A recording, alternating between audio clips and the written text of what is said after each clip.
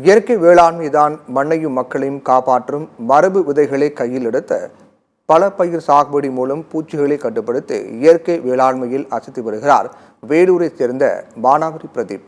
அவருடன் நமது வேலூர் செய்தியாளர் பிரதீப் குமார் நடத்திய நேர்காணலை தற்போது பார்க்கலாம். சத்தியம் தொலைக்காட்சி நேயர்களுக்கு வணக்கம். இப்போ இருக்கக்கூடிய காலகட்டத்தில் இயற்கை விவசாயம் விவசாயிகள் மத்தியில் மறைஞ்சிட்டு வருது தான் சொல்லலாம். தமிழ்நாடு விதை சேகரிப்பாளர் கூட்டமைப்பு சார்பாக இந்த இயற்கை விவசாயத்தை நம்ம அனைத்து விவசாயிகளுக்கும் கொண்டு போகணும் அப்படின்ற ஒரு எண்ணத்தில் பல முயற்சிகளில் ஈடுபட்டு வராங்க. இப்போ நம்முடன் இருக்கக்கூடிய மானாவரி பிரதீப் என்பவர் நம்முடன் இருக்கிறாரு. இவர் இந்த விதை சேகரிப்பாளர் கூட்டமைப்பில் ஒரு நிர்வாகியாக இருக்கிறாரு. இந்த பல பயிர் சாகுபடியால் விவசாய நிலமும் வலிமை அடையுது. அது மட்டும் இல்லாமல் விவசாயிகளும் இதன் மூலிமா லாபத்தை அதிகமாக ஈட்ட முடியும் அப்படின்ற ஒரு கூற்றை இந்த விவசாயி தெரிவிக்கிறாரு. தற்போது இந்த விவசாயி இருக்கும் பகுதி பார்த்தோம்னா காட்பாடி அடுத்த லப்பை கிருஷ்ணாபுரம் பகுதியில் தான் இவர் இருக்கார். அவர் அந்த பகுதியில் இருக்கக்கூடிய அவருக்கு சொந்தமான நிலத்தில் இது போன்ற பல பயிர் விவசாயத்தை செஞ்சுட்டு வர்றாரு. அவர் நம்முடன் இருக்கார். அவரிடம் பேசலாம். ஐயா வணக்கம். நீங்கள் பலப்பயிர் விவசாயத்தை தொடர்ந்து இந்த பகுதியில் செஞ்சுட்டு வரதாகவும் இந்த பலப்பயிர் விவசாயத்தை விவசாயிகளுக்கு மத்தியில் கொண்டு போய் சேர்க்கணும், ஏன்னா இது முன்னோர்கள் கையாண்ட ஒரு விவசாயம். இப்போ இருக்கிற காலகட்டத்தில் இந்த விவசாயம் கொஞ்சம் கொஞ்சமாக மறைஞ்சிட்டு வருதுன்ற ஒரு கூற்று இருக்குது. இது போல் இந்த பலப்பயிர் விவசாயத்தை விவசாயிகள் கைவிடுவதற்கான காரணம் என்ன? அதே போல் இந்த பலப்பயிர் விவசாயம் எப்படி நம்ம செய்யலாம்? ஸோ இப்போ இங்கே பார்த்துட்டு இருக்குது தான் பல பேர் சாகுபடிக்கான ஒரு சின்ன தோட்டம். உங்களுக்கு காட்டுறதுக்காக நான் வச்சுருக்கேன். இங்கே பார்த்தீங்கன்னா தெரியும் உங்களுக்கு, இங்கே ஒரு மஞ்சள், இங்கே ஒரு செண்டு மல்லி, ஒரு கத்திரிக்காய், ஒரு மஞ்சள், கத்திரிக்காய், செண்டு மல்லின்னு சொல்லிட்டு மாற்றி இங்கே வந்து பண்ணியிருக்கேன். கிட்டத்தட்ட இதில் வந்து பார்த்திங்கன்னா ஒரு 3 கிராப் பண்ணியிருக்கேன். பக்கத்துலேயும் அதே மாதிரி தான். இதில் வந்து இங்கே கத்திரிக்காய் போட்டிருக்க மாதிரி பக்கத்தில் வந்து நான் மிளகாய் வந்து போட்டிருக்கேன். இதுலேயும் ஒரு 5 அடிக்கு 5 அடி வந்து பார்த்திங்கன்னா ஒரு செண்டு மல்லி போட்டிருப்பேன். முதல்ல பலபயிர் சாகுபடி ஏன் நான் இதை தேர்ந்தெடுத்தேன்னா, பொதுவாகவே வந்து பலபயிர் சாகுபடி வந்து யாருமே பண்ண மாட்டாங்க. பண்ணாங்கன்னா மொத்த பேருமே சிங்கிள் கிராப் தான் பண்ணுவாங்க. சிங்கிள் கிராப்னால் வந்து பார்த்திங்கன்னா வெண்டைக்காய் பண்ணால் வெண்டைக்காய் மட்டும் 1 ஏக்கர் பண்ணுவாங்க. கத்திரிக்காய் பண்ணால் கத்திரிக்காய் மட்டும் ஒரு ஏக்கர் பண்ணுவாங்க. அவரை பண்ணால் அவரை மட்டும் 1 ஏக்கர் பண்ணுவாங்க. இது ஏன் இதனால் என்ன பிரச்சனை வருது அப்படின்னும் போது, பலபயிர் சாகுபடி நீங்கள் பண்ணும்போது மட்டும்தான் வந்து பார்த்திங்கன்னா பூச்சி கட்டுப்பாடு நம்ம பண்ண முடியும். அது மட்டும் இல்லாமல் இந்த மண்ணோட வளன்றது வந்து பார்த்திங்கன்னா எல்லாமே வந்து வெறும் நம்ம கொடுக்குற உரத்தினால மட்டும் கிடையாது. ஒரு தாவரத்துலேயும் வந்து பார்த்தீங்கன்னா சத்து இருக்குது.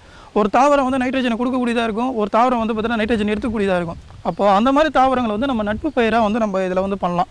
ஸோ அதனால தான் வந்து பார்த்திங்கன்னா பல பயிர் நம்ம சாகுபடியே பண்ணுறோம். நம்மளவர் என்ன சொல்லுவார்னா, பல பயிர் சாகுபடி வந்து பார்த்திங்கன்னா முதல்ல உள்ளே கொண்டு வரதுக்கு முன்னாடி இங்கே இருக்கிற அறிஞர்கள் எல்லாருமே அவர் சொன்ன ஒரு சின்ன கான்செப்ட் தான். அறிஞர்கள் எல்லாருமே என்ன பண்ணுவாங்க, சுற்றுலா மாதிரி வெளியே போயிட்டு வெளி மாவட்டத்தில் வெளியே ஸ்டேட்லலாம் வந்து பார்த்திங்கன்னா இப்போ சிங்கிள் கிராப் பண்ணியிருப்பாங்க. கோதுமை மட்டும் நீட்டாக பண்ணியிருப்பாங்க, அப்புறம் மக்காச்சோளம் மட்டும் பண்ணியிருப்பாங்க. இதெல்லாம் இது வந்து ரொம்ப பெருமையாக வந்து பேசியிருப்பாங்க அப்படின்னு நம்ம சொல்லுவார். நம்ம இயல்பாகவே நம்ம தமிழ்நாட்டில் பல பேர் சாகுபடி நம்ம முன்னோர்கள் வந்து அதை பண்ணிட்டு இருந்தாங்க. எப்படின்னா, உதாரணத்துக்கு வெறும் கலகா போட்டோன்னு வச்சுங்களேன், வெறும் கலகா மட்டும் போட மாட்டாங்க. அது கூட வந்து பார்த்திங்கன்னா துவரை போடுவாங்க, மொச்சை போடுவாங்க, காராமணி போடுவாங்க, அப்புறம் சூரியகாந்தி போடுவாங்க, அப்புறம் வந்து கொத்தவரை, வெண்டைன்னு சொல்லிட்டு என்ன பண்ணாங்க, எல்லாமே விதைச்சி விடுவாங்க. அப்போது என்ன ஆயிடுச்சுன்னா நம்மளுக்கு ஒரு உணவாக கிடைக்காது. அப்போ அந்த பட்டத்தில் மட்டுமே கிட்டத்தட்ட நம்மளுக்கு ஒரு 10-20 நம்மளுக்கு பருப்பு கிடச்சிரும், எண்ணெய் வித்துக்கள் கிடச்சிரும், தானியங்கள் கிடச்சிரும். இது எல்லாமே நம்மக்கிட்ட வந்து பார்த்தீங்கன்னா பல பயிர் சாகுபடியாக தான் இருந்தது. அப்போ அந்த பல பயிர் சாகுபடியாக இருக்கும்போது என்னென்னா, நைட்ரஜன் எடுத்துக்கூடிய சக்தியாக ஒன்று இருந்தது, நைட்ரஜன் கொடுக்குற சக்தியாக இருந்துச்சு, மண்ணும் வளமாக இருந்தது. அதை தான் நம்ம என்ன பண்ணோம், அதாவது ஒரு பொதுவாக ஒரு பேசிக்காக ஒரு மரபு அறிவு நம்மக்கிட்ட இருந்தது. அது நடுவில் வந்து என்ன பண்ணிட்டாங்கன்னா, அறிஞர்கள் வந்து சிங்கிள் கிராப்பாக பண்ணுங்க, சிங்கிளாக பண்ணும்போது உங்களால் மகசூல் அதிகமாக கிடைக்கும்னு சொல்லிட்டு என்ன பண்ணிட்டாங்கன்னா, நமக்குன்னு இருந்த ஒரு மரபு அறிவு என்ன ஆச்சுன்னா நடுவில் வந்து அந்த மரபு அறிவே இல்லாத மாதிரி மாற்றிட்டாங்க. இதுதான் வந்து பெரிய ஒரு சிக்கலில் போயிட்டு முடிஞ்சதுன்னு சொல்லிட்டு நம்ம சொல்லுவார். வருமானன்றது ரொம்ப முக்கியமானது ஒரு விவசாயி. இப்போ நான் வந்து 1 ஏக்கர் ஃபுல்லாகவே நான் வெண்டைக்காய் போட்டேன்னு சொல்ல, என்ன மாதிரி என்ன ஒரு 10 பேர் போட்டேன்னு சொல்ல, அன்றைக்கி அப்போ கிலோ எவ்வளோ வெயிட்டு போகும்னு நினைக்கிறீங்க? 7 ரூபா 8 ரூபா தான் போகும். இதே நீங்கள் வந்து மல்டி கிராப் பண்ணுறீங்க, ஃபஸ்ட்டு ஒரு 30 நாளில் வருமானம் வர மாதிரி ஒன்று பண்ணுங்க, அடுத்தது வந்து ஒரு 40 நாளில் வருமானம் பண்ணுற மாதிரி பண்ணுங்க. நீங்கள் ஒரு சந்தைக்கு கொண்டு போது என்னென்னா, ஒரு 10 பொருளை ஒன்றா கொண்டு போங்க. ஒரு 10 பொருளை ஒன்றா கொண்டு போகும்போது அன்றைக்கி விலை வந்து கம்மியாக இருக்கிறது ஒரு பக்கம் இருந்தாலும் அன்றைக்கி விலை அதிகமாக போகிறது ஒன்று இருக்கும். அப்போது நீங்கள் உங்களுக்கு லாபன்றது எப்படி வரும்னா, ஒரு பயிரில் கம்மியாக போனாலும் இன்னொரு பயிரில் வந்து உங்களுக்கு லாபம் கிடைக்கும். ஒரு வெண்டைக்காய் ஒரு 10 கிலோ எடுத்துமோங்க, கத்திரிக்காய் ஒரு 10 கிலோ எடுத்துமோங்க, 40 ரூபா 40 ரூபா அப்படின்ற மாதிரி கணக்கு போட்டிங்கன்னா உங்கள் சந்தைக்கு எடுத்து போகும்போது எளிமையான முறையில் வந்து நம்மளுக்கு வருமானம் வந்து கிடைக்கும். அதை தான் வந்து பார்த்திங்கன்னா இந்த பலபயிர் சாகுபடியில் வந்து நம்ம சாத்தியம் பண்ண முடியும். இப்போ என்னோடய தோட்டத்தில் நீங்கள் பார்த்தீங்கன்னா தெரியும், இங்கே ஒரு மஞ்சளும் ஒரு கத்திரிக்காய் நட்டு வச்சுருக்கேன். நீங்கள் பார்த்தீங்கன்னா தெரியும், இந்த மஞ்சளும் கத்திரிக்காய் வந்து பார்த்தீங்கன்னா கிட்டத்தட்ட மஞ்சளுக்கும் இதுக்கு வந்து 2 அடி இடைவெளி இருக்குது. இந்த 2 அடி இடைவெளியில் வந்து பார்த்தீங்கன்னா ஒரு கத்திரிக்காய் நட்டுருக்கேன். இந்த மாதிரி நடும்போது என்னென்னா இந்த வெண்டைக்காக்குன்னு வரக்கூடிய பூச்சி தாக்குதல் வரும் பார்த்தீங்களா, இந்த இலையை சாப்பிடக்கூடிய பூச்சிகள் வந்து பார்த்தீங்கன்னா ஒரு இனம் இருந்துச்சுன்னா பக்கத்தில் வந்து நான் வந்து மிளகா போட்டிருக்கேன். அப்போ என்ன ஆகுனா இங்கே 2 இலையை இங்கே 10 இலை சாப்பிட்டா அந்த 2 இலையை சாப்பிட்டு அது பாட்டு போயிடும். அதே மாதிரி இங்கே பூக்கள் வந்து பார்த்தீங்கன்னா வச்சுருக்கேன். இந்த பாருங்கள் மஞ்சள் நிறத்து பூக்கள் நிறைய வந்து பார்த்தீங்கன்னா பாலினேஷன் அதிகமாக மகரந்த சேர்க்கை இங்கே அதிகமாக நடக்கணும் அப்படின்றதுக்காக அங்கங்கே வந்து பார்த்தீங்கன்னா பூக்கள் வச்சுருக்கேன். அது மட்டும் இல்லாமல் இந்த கத்திரிக்காய் கூட இந்த செண்டு மல்லி வந்து ரொம்ப இம்பார்ட்டன்ட். ஏன்னா இந்த கத்திரிக்காய் செடியில் அடியில் வந்து பார்த்தீங்கன்னா அந்த வேர்ப்புழு தாக்குதல் வந்து ஒன்று வரும். அதுக்கு வந்து பார்த்தீங்கன்னா இந்த செடியிலேருந்து ஒரு ரசாயனம் ஒன்று உருவாகும். அந்த ரசாயனம் வந்து பார்த்தீங்கன்னா இந்த வேர்ப்புழு தாக்குதலை வந்து தடுக்குது. ஸோ அப்போ இந்த அளவுக்கு வந்து பார்த்தீங்கன்னா இந்த பல பயிர் சாகுபடியில் ஒன்றோட ஒன்று பேலன்ஸ்டாக இருக்குது. அதுதான் ரொம்ப முக்கியமானது. இப்போ நான் இங்கே பண்ணியிருக்கேன் கிட்டத்தட்ட ஒரு 3 கிராப் தான் பண்ணியிருக்கேன். நம்ம சரியாக பண்ணணும்னா கிட்டத்தட்ட 15லேருந்து 20 கிராப் வந்து பார்த்தீங்கன்னா ஒரு 3 அடி பாத்தியில் நான் பண்ணிக்கிறது எல்லாமே நிரந்தர வேளாண்மை தான். இந்த 3 அடி பாத்தியில் 21 கிராப் மேலே நம்ம தாராளமாக பண்ண முடியும். சும்மா உங்களுக்கு பேசிக்கான ஒரு விஷயம் மட்டும் சொல்கிறேன். இப்போது ஒரு பாத்தியில் கீரையை முதல்ல விதைக்கிறேன். கீரையை விதைச்சின்னா ஒரு 21 நாளில் உங்களுக்கு அறுவடை கிடச்சிரும். அடுத்தது வந்து 30லேருந்து 60 நாளைக்குள்ளே வந்து பார்த்தீங்கன்னா ஒரு கேரட்டோ ஒரு முள்ளங்கி நீங்கள் போட்டு எடுத்துடலாம். நடுவில் வந்து பார்த்தீங்கன்னா மக்காச்சோளம் போகிறீங்க. மக்காச்சோளம் போட்டிங்கன்னா ஒரு 80 நாளில் உங்களுக்கு வந்து கதிராவோ இல்லை விதையாவோ நீங்கள் கொடுத்துடலாம். அதுக்கப்புறம் 50 நாள்லேருந்து 60 நாளில் பூக்கக்கூடிய வெண்டைக்காய் வந்து பார்த்தீங்கன்னா இதில் கிடச்சிடும்.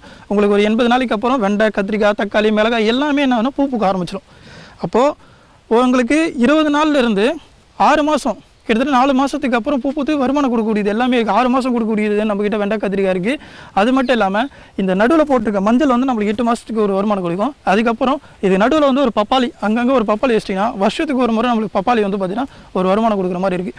அப்போது ஒரு நிலன்றது எப்படி இருக்கணுன்றது நம்ம சொல்லியிருப்பாருன்னா ஒரு 6 அடங்குனது வந்து நம்ம நிலத்தில் இருக்கணும் அப்படின்னு சொல்லுவார். என்னென்னா ஃபஸ்ட்டு வந்து கீரைகள், கிழங்குகள், அப்புறம் வந்து காய்கறிகள், அப்புறம் பூக்கள், அப்புறம் மூலிகை, அப்புறம் பழங்கள். ஸோ இது எல்லாமே வந்து நீங்கள் இந்த நிலத்தில் வந்து பார்த்தீங்கன்னா ரொம்ப முக்கியமானதாக இருக்கும். தானியங்கள் எல்லாமே சேர்ந்து. இப்போ இதெல்லாம் வந்து நம்ம நிலத்தில் ரொம்ப முக்கியமானது. இதெல்லாம் அடங்குனது தான் ஒரு நிலம் அப்படின்னு சொல்லுவார். அப்போது இன்றைக்கி இருக்கிற விவசாயம் நம்ம அதை பண்ணுறோமா? யாருமே நம்ம பண்ணுறதில்ல. எல்லாருமே நம்ம என்ன பண்ணுறோம், ஒரே பயிராக பண்ணுறோம். அந்த ஒரு பயிருக்கு வந்து ஒரு இடத்துல நோய் வந்துச்சுன்னு வச்சுங்களேன், ஃபுல்லாகவே நோய் வரும். இயற்கை வழி வேளாண்மையில் நம்ம விவசாயம் பண்ணுறோன்னா இந்த சுற்றுச்சூழலுக்கு ஏற்ற மாதிரி தான் நீங்கள் விவசாயமும் பண்ணணும். இப்போ நான் அந்த மாதிரி முதல்ல பண்ணி இங்கே பெரியதாக எனக்கு மக்காச்சோளம் வந்து ரொம்பவே பெருசாக அடிபடிச்சு. அதன் கான்செப்ட் ஏன்றதை சொல்கிற பாருங்க. இங்கே பார்த்தீங்கன்னா தெரியும், கிட்டத்தட்ட நான் ஒரு ஏக்கருக்கு மக்காச்சோளம் போட்டேன். 1 ஏக்கரில் மக்காச்சோளம் போட்டதில் எனக்கு ஒன்று கூட சரியாக கிடைக்கல. இங்கே பார்த்தீங்கன்னா தெரியும், நான் பல நேரம் மக்காச்சோளம் போட்டேன். எல்லாமே வந்து பார்த்தீங்கன்னா பறவைகள் வந்து இங்கே எடுத்துன்னு போயிடுச்சு. இங்கே இருக்கிற எங்கள் சூழல் பார்த்தீங்கன்னா தெரியும், இங்கே எல்லாமே வந்து அணிலும் அப்புறம் வந்து பார்த்தீங்கன்னா புறாக்கள், கிளிகள் அதிகமாக இருக்கக்கூடிய ஒரு இடத்துல தான் நான் இந்த மக்காச்சோளம் போட்டேன். அதனால் என்னால் வந்து பார்த்தீங்கன்னா இந்த வாட்டி மக்காச்சோளம் எடுக்கவே முடியாது. மக்காச்சோளம் நம்ம போடுறதுக்கு முன்னாடி இந்த இடத்த வந்து ஒரு டைல் பேஸ்ட் மாதிரி தான் நீங்கள் முதல்ல ஒரு விவசாயம் பண்ணுறீங்கன்னா உங்கள் நிலத்துக்கு என்ன வரும்ன்றதை நீங்கள் முடிவு பண்ணணும். நீங்கள் முடிவு பண்ணுறது எந்த அளவுக்கு முக்கியமாக இருக்கோ அதே மாதிரி இந்த சூழல் ரொம்ப முக்கியமாக இருக்கணும். மண்ணோட வளத்தை நம்ம எந்த அளவுக்கு நம்ம பெருசாக பார்க்குறோமோ அதே மாதிரி இந்த புற சூழலில் வந்து என்னென்ன விலங்குகளுக்காக உங்களுக்கு பாதிப்பு வருதோ அதுக்கேற்ற நீங்கள் பயிர்கள் தான் நீங்கள் விவசாயம் பண்ணணும். இப்போ நான் இந்த மாதிரி பண்ணதால தான் இப்போ எனக்கு ஒரு பெரிய ஒரு நஷ்டம் இருந்தாலும். இன்னொரு விஷயம், இந்த விதைகளை வந்து பார்த்தீங்கன்னா நான் போன வருஷம் போட்டு எடுத்ததால் இந்த விதைகள் வந்து நான் வெளியே வாங்கலை, எங்கிட்டே போயிடுச்சு.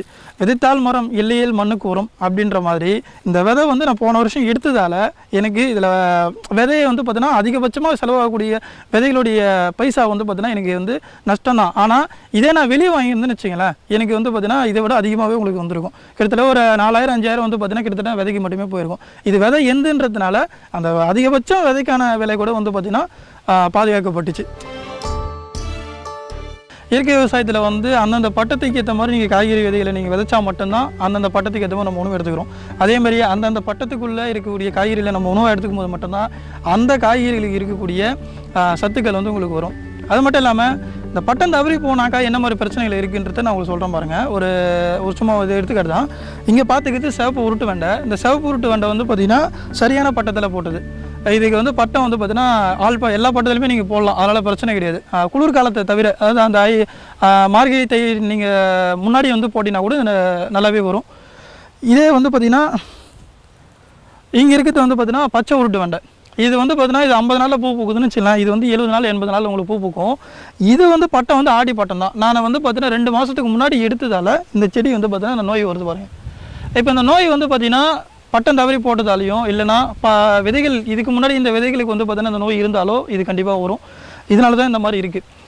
நான் ஏன் இந்த விஷயம் சொல்கிறேன்னா, இதுக்கு வந்து நான் இடுபொருள்ன்றது வந்து பார்த்திங்கன்னா நான் பெருசாக கொடுக்கவும் மாட்டேன். நம்ம உடலுக்குள்ளே எப்படி ஒரு நோய் வந்து நம்மளுக்குள்ளே வருதுன்னா அந்த உடலே சரி செஞ்சுக்கும் உள்ளுக்குள்ளே இருக்கிற நோய். இதே வெளியே வந்து பார்த்திங்கன்னா ஒரு கையை வெட்டிட்டாலோ இல்லை கையை அறுத்து போட்டாலோ அதுக்கு மட்டும் தான் நம்ம ட்ரீட்மெண்ட் கொடுக்குறோம். அந்த மாதிரி தான் இப்போ இங்கே இருக்கிற செடிகளுக்கு. இப்போ இதுக்கே வந்து பார்த்திங்கன்னா இதுக்குள்ளேயே வந்து பார்த்திங்கன்னா சரி செஞ்சக்கூடிய தன்மைகள் இருக்குது. அதனால் இதை வந்து நம்ம இந்த மாதிரி இடுபொருள் கொடுக்கணுன்றது அவசியம் கிடையாது. ஆனால் தேவை இருக்கும்போது அதிகமாக லாஸ் அதிகமாக ஏற்படுதுன்னா இடுபொருள் கம்பல்சரி நம்ம தர மாதிரி தான் இருக்கும். நம்ம பல பயிர் சாகுபடியில் வந்து நம்ம கொடி ரகங்களும் பண்ணிகிட்டு இருக்கோம். அது மட்டும் இல்லாமல் இந்த மாதிரி பெரிய பெரிய தென்னை மரம் வச்சுட்டு இருக்கோம். நிறைய பேர் எப்படி விவசாயம் பண்ணுறது, அதில் என்ன பண்ணுறதுன்றது கேட்பாங்க. கிட்டத்தட்ட ஒரு 3 மணி நேரத்துலேருந்து 4 மணி நேரம் வெயில் கிடைக்குதுன்னா நீங்கள் தாராளமாக மஞ்சள் அதில் விவசாயம் பண்ணலாம், சேம்பு நீங்கள் விவசாயம் பண்ணலாம். இந்த மாதிரி அதாவது பெரிய தென்னை மரங்கள் ரொம்ப இடைவெளி விட்டுட்டு கிட்டத்தட்ட ஒரு 8 மணி நேரம் வெயில் கிடைக்கினாக்கா இங்கே வந்து கொடி ரகங்களை வந்து நீங்கள் பயிரிடலாம். கீழே தரையில் வந்து படரக்கூடிய பூசணிக்காய், சுரக்காய்லாம் வந்து பார்த்திங்கன்னா இங்கே நான் வந்து போட்டிருக்கேன். நீங்கள் பார்த்தீங்கன்னா தெரியும். அதே வந்து பார்த்திங்கன்னா இந்த மாதிரி இருக்கக்கூடிய மரங்களில் வந்து பார்த்திங்கன்னா நம்ம இந்த நீட்டு வாக்கில் வந்து ஒரு பந்தல் முறை அமைச்சிருப்பேன். மீன் விலை செகண்ட்ஸில் கிடைக்கக்கூடிய மீன் விலை அதை வாங்கி நான் என்ன பண்ணுறேன்னா பீர்க்கங்காய், அப்புறம் அவரை ரகங்க, அப்புறம் வந்து இந்த பாவக்காய், கொடி உருளை அதெல்லாம் வந்து பார்த்திங்கன்னா இந்த மாதிரி நான் போட்டிருக்கேன். ஸோ இந்த மாதிரி போடும்போது நம்மளுக்கு என்னென்னா இடம் வந்து ரொம்பவே நம்மளுக்கு ஸ்பேஸ் வந்து நம்மளுக்கு கிடைக்குது. இதே இங்கே நான் ஒரு பந்தில் போட்டிருந்தேன்னா இந்த கீழே படுறது வந்து பார்த்திங்கன்னா இங்கே போட்டிருக்க முடியாது. இந்த மாதிரி நீங்கள் ஸ்ட்ரெஸ்ஸு உண்டாக்குனீங்கன்னு வச்சுக்கலாம், வளைஞ்சு போகிற மாதிரி ஸ்ட்ரெஸ்ஸு உண்டாக்குச்சுன்னா நிறையவே காய்ப்பு பிடிக்கும். அதுக்காக தான் இந்த மாதிரி போட்டிருக்கேன். நான் போன வருஷம் போட்டிருந்தேன் கொடி ஊரில், ரொம்பவே சிறப்பாக இதில் காய்ச்சி இருந்தது. அதை தான் இந்த பக்கம் நான் ஃபாலோ பண்ணியிருக்கேன். இதில் இடம் நம்மளுக்கு ஸ்பேஸ் இருக்கும், ஸ்ட்ரெஸ்ஸு உருவாகும், அதிகமான ஈல்டு நம்மளுக்கு கிடைக்கும். கொடி ரகங்களை வந்து இந்த மாதிரி நீங்கள் பல பயிர் சாகுபடியில் நீங்கள் செய்யலாம். நம்ம பலப்பயிர் சாகுபடியில் நம்ம நிலத்தில் மேட்டுப்பாத்தி, இருமடி மேட்டுப்பாத்தி, பள்ளப்பாத்தி, அப்புறம் வட்டப்பாத்தி அந்த மாதிரி நிறைய பாத்திகள் வந்து நம்ம அமைச்சிருக்கோம். இப்போ நீங்கள் பார்த்துட்டு இருக்கிறது வந்து பள்ளப்பாத்தி. இந்த பள்ளப்பாத்தி எதுக்காக அப்படின்னு என்னென்னா ஒரு பாத்திகளும் ஒரு அம்சத்தை கொண்டது. இப்போ இந்த வட்டப்பாத்தி வந்து பார்த்திங்கன்னா என்னோடய நிலத்தில் அந்த பக்கம் மேடாக இருக்கும், இந்த பக்கம் ஃபுல்லாகவே பள்ளமாக இருக்கும். அப்போ மொத்த தண்ணியுமே வந்து பார்த்திங்கன்னா இந்த பக்கமே போகிற மாதிரி இருக்கும். அதனால் நான் என்ன பண்ணிட்டேன்னா இந்த மாதிரி வட்டப்பாத்தி நான் போடும்போது என்னென்னா அந்தந்த நிலத்தில் அந்தந்த இடத்துல இருக்கக்கூடிய நீர் வந்து பார்த்திங்கன்னா அங்கங்கேயே இருக்கும். இது மற்ற நிலத்துக்கோ இல்லை பக்கத்து நிலத்துக்கோ அது மாதிரி போகிறதுக்கு வாய்ப்பு இல்லை. அதேமாதிரி தண்ணி எல்லாமே ஒரே இடமாகவும் போகாது. அப்போது இந்த வட்டப்பாத்தி வந்து ஒரே இடமா இருக்கும், உங்களுக்கு தண்ணி வந்து இருக்கும். அது மட்டும் இல்லாமல் இந்த விளிம்புகள் நீங்கள் பார்த்தீங்கன்னா தெரியும், ஒரு வரப்பு மாதிரி ஒரு அமைப்பு இருக்கும். இந்த வரப்பு அமைப்பில் வந்து பார்த்திங்கன்னா சரியான காத்தோட்டம், அப்புறம் சூரிய அறுவடை இந்த மாதிரிலாம் போகும்போது வந்து பார்த்திங்கன்னா இது அறுவடை வந்து பார்த்திங்கன்னா நார்மலாக இருக்கிறத விட ரொம்பவே அதிகமாக இருக்கும். அதனால தான் நம்ம இந்த மாதிரி வட்டப்பாத்தியை வந்து நம்ம அமைச்சிட்டு இருக்கோம். இந்த மாதிரி நிறைய பாத்தி வகைகள் இருக்குது, நம்ம அதை மேற்கொண்டு நம்ம வந்து பார்த்துட்டு இருக்கோம். நன்றி ஐயா.